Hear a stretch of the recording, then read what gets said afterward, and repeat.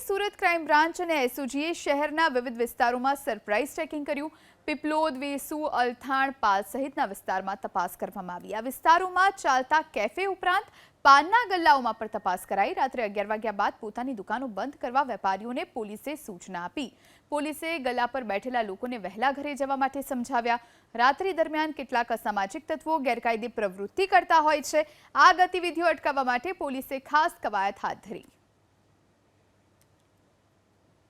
ચાયની પેલી કાફે હોય અને એની અંદર સ્મોકિંગ ઝોન બનાવેલા હોય અને લોકો મોટી પ્રમાણમાં રાત્રે મોડે સુધી 1 વાગ્યા 2 વાગ્યા સુધી બેસી રહેતા હોય તો આ લોકોને આજે વોર્ન કરવામાં આવેલા છે કે ભાઈ રાત્રે 11 પછી નોર્મલી કોઈ પણ સારા ઘરના વ્યક્તિ હોય એ ફરતા ન હોય।